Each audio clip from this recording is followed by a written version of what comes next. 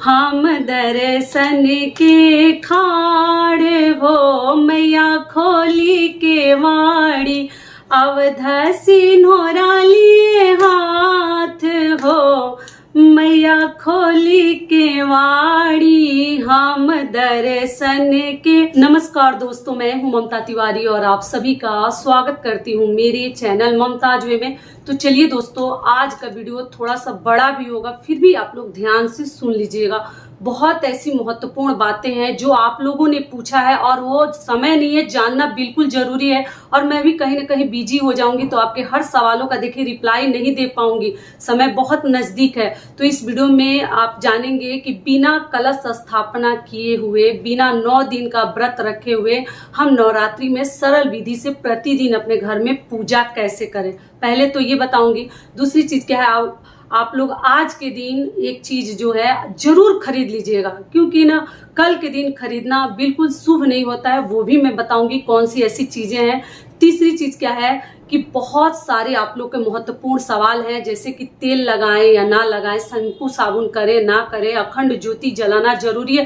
तमाम ऐसे आप लोग के सवाल हैं और सभी सवालों का उत्तर एकदम जानना जरूरी है, क्योंकि एकदम समय नजदीक आ गया है। तो थोड़ा सा समय निकालकर दोस्तों आप लोग वीडियो को सुन लीजिएगा कि आपके सभी सवालों के उत्तर आपको मिल जाएंगे। नहीं तो फिर आप लोग मुझे कमेंट कीजिएगा, और देखिए मैं भी बहुत बिजी हूँ, मेरी भी मजबूरी आप लोग जरूर समझिएगा, ठीक है। तो चलिए शुरू करते हैं। इससे पहले दोस्तों, अगर आप लोगों को मेरा वीडियो पसंद आता है तो प्लीज आप मेरे चैनल को सब्सक्राइब कर दीजिएगा, बेल आइकन को प्रेस कर दीजिएगा, जिससे कि मेरे वीडियो के नए नोटिफिकेशन आप लोगों के पास सबसे पहले पहुंचे। तो चलिए शुरू करते हैं और सभी महत्वपूर्ण बातें जान लेते हैं, ध्यान से सुन लीजिएगा। तो सबसे पहला आप लोगों का महत्वपूर्ण जो सवाल है वो जान लेते हैं कि दीदी बिना व्रत रखे, बिना कलश स्थापना किए प्रतिदिन हम माता की पूजा कैसे करें।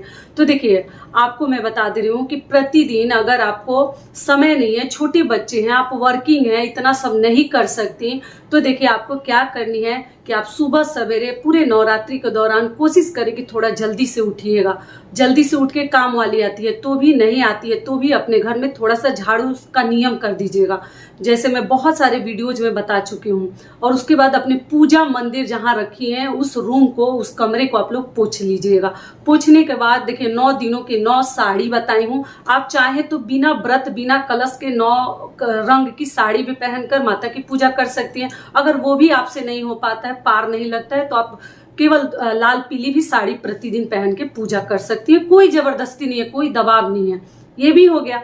और आप लोग स्नान ध्यान करके अच्छे से माता की जाकर आप लोग जो फोटो प्रतिमा है गंगा जल से पार लगे तो प्रतिदिन आप लोग पोंछ दीजिए, ठीक है।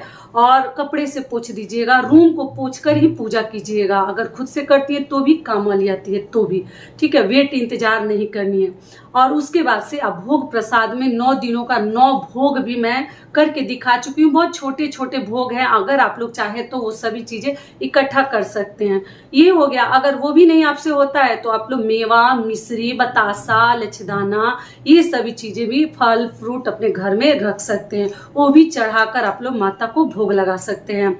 साथ में ध्यान क्या रखनी है कि आप जैसे व्रत रखें, कलश स्थापना करें ना करें आपकी मर्जी है, आप लौंग और इलायची का भोग लगाना एकदम मत भूलिएगा। प्रतिदिन आप लोग जरूर भोग के साथ वो भी डाल दीजिएगा।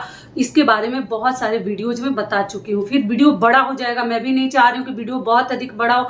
देखिए जल्दी से स्पीड में हर चीज बता रही हूँ, ध्यान से सुन लीजिएगा। ये हो गया। और माता को जो पहले दिन हम, जो बाकी लोग भी सुन रहे हैं, हार वगैरह चढ़ाए हैं, तो दीदी क्या उतार सकते हैं? तो जी आप उतार सकते हैं। देखिए फूल तो वो सूख जाता है, लेकिन कई ऐसे घरों में जो प्रथम दिन पूजा पाठ कर दिया जाता है, कलश पे जो हार चढ़ा देते हैं, जो माता के ऊपर चढ़ा देते हैं, वो सब हम एकदम नवमी के दिन उतारते हैं विसर्जन के समय। तो आप देख लीजिएगा, आप चाहे तो सूखा जो हार है, फूल है, वो सभी चीजें हटा भी सकती हैं, और चाहे तो उस दिन वाला केवल छोड़ सकती हैं। बाकी दिन जो भी आप चढ़ाते हैं वो सब उतार दीजिए, और जो भी फूल वगैरह आपको मिलता है प्रतिदिन पुष्प माता को अर्पित कर दीजिएगा।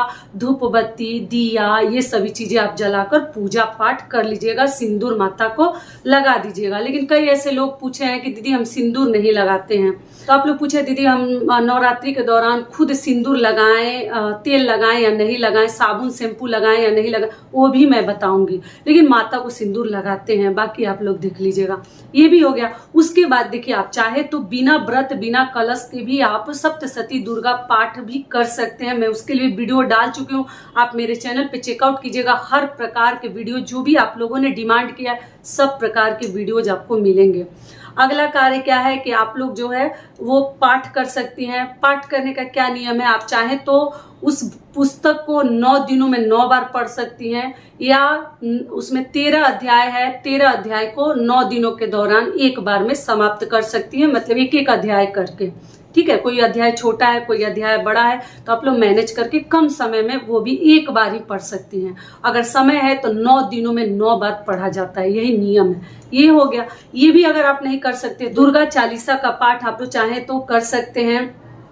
और जब पाठ या चालीसा आपका समाप्त होता है तो आपको आरती जरूर करनी है। जय अम्बे गौरी या अम्बे तू है जगदम्बे काली, आरती जरूर कर लीजिएगा। कपूर, देखिए किसी को मैं मना नहीं करूंगी कि आप लोग पूछे दीदी हवन प्रतिदिन करनी है, तो देखिए मैं किसी को क्यों मना करूंगी। अगर आपको श्रद्धा है, समय है, चीज सामग्री है, तो आप डेली प्रतिदिन अपने घर में हवन कर सकते हैं, कोई समस्या नहीं है। लेकिन मान लीजिए समय नहीं है, जल्दी में भागना है, जल्दी से मतलब कम समय में कार्य करना है, बच्चा रो रहा है कुछ और, मैं तो लेडीजों की हर लेडीज का समस्या समझ सकती हूँ। हर घर में वही भागम भाग है। ठीक है, ऐसा नहीं है कि बोलना जितना आसान है ना उतना करना बहुत मुश्किल है।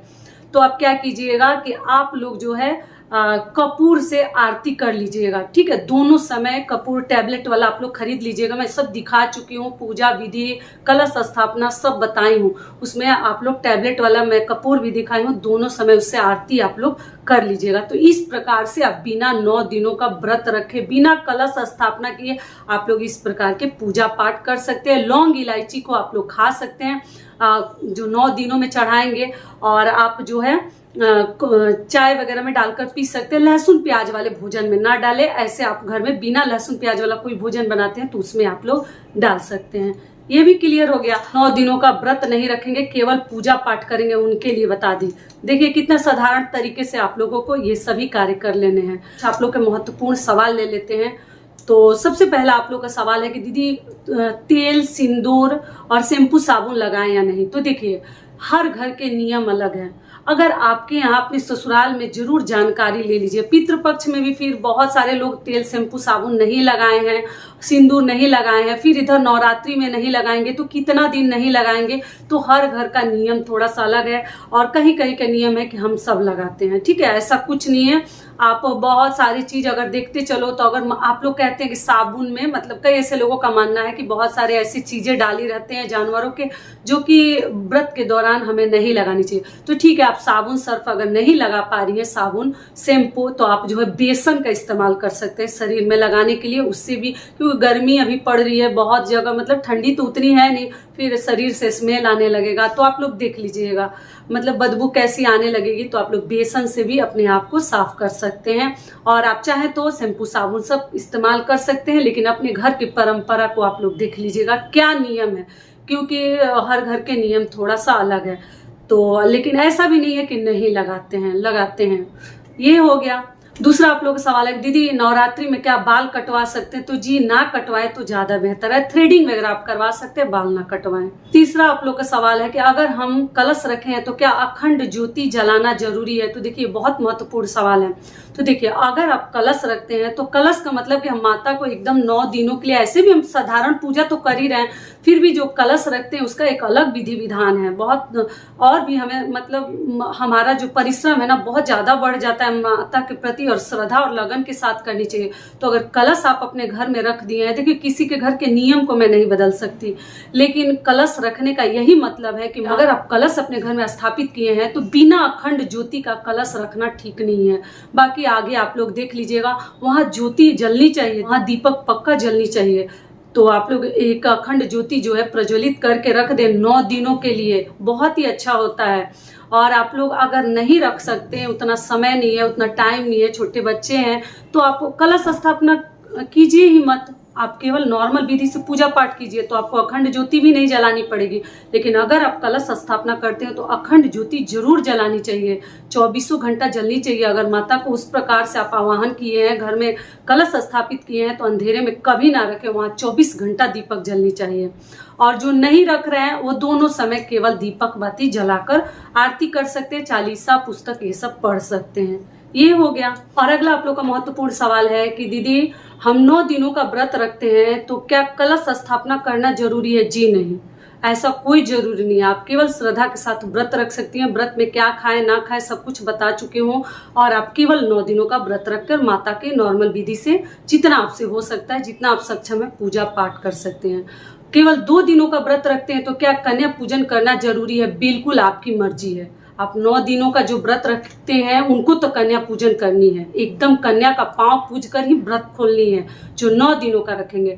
लेकिन जो 2 दिनों का रखेंगे उनकी श्रद्धा के ऊपर है, वो चाहे तो कन्या पूजन भी कर सकते हैं, चाहे तो नहीं भी कर सकते हैं, टोटल आपकी मर्जी है। अगला आप लोग का सवाल है दीदी पहली बार क्या व्रत उठा सकते हैं? तो जी नहीं, इस साल अधिक मास में, मल मास में नया व्रत हमें नहीं शुरू करनी है।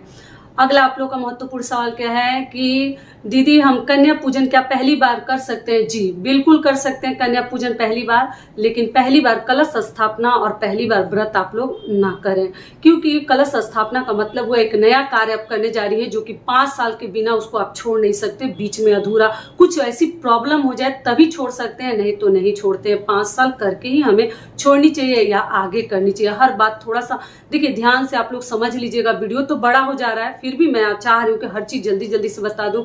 और इससे पहले दोस्तों अगर आप लोगों को मेरा वीडियो पसंद आता है तो प्लीज आप मेरे चैनल को सब्सक्राइब कर दीजिएगा और एक छोटी सी लाइक जरूर कीजिएगा। जो भी हम मेहनत करते हैं ना, हमें मतलब अच्छा लगता है, हमारा सारा मेहनत जो है सार्थक हो जाता है, तो आप लोग जरूर कर दीजिएगा। इसी में देखिए अपने लिए भी बोलना जरूरी है। और अगला आप लोग का महत्वपूर्ण सवाल है कि दीदी हम कपूर के साथ लौंग जलाकर माता की पूजा कर सकते हैं? तो जी सबसे पहले आपको बता दूं कि देखिए हम लोग लौंग नहीं जलाते हैं, हम माता के लिए उसको एक अलग ही रूप मानते हैं, तो हम लोग कभी लौंग नहीं जलाते हैं। बाकी आप अपने घर का नियम देख लीजिएगा, बहुत सारे लोग लौंग जलाकर माता की आरती दिखाते हैं, लेकिन नहीं, हम लोग दुर्गा जी का स्वरूप मानते हैं, कभी नहीं जलाते हैं।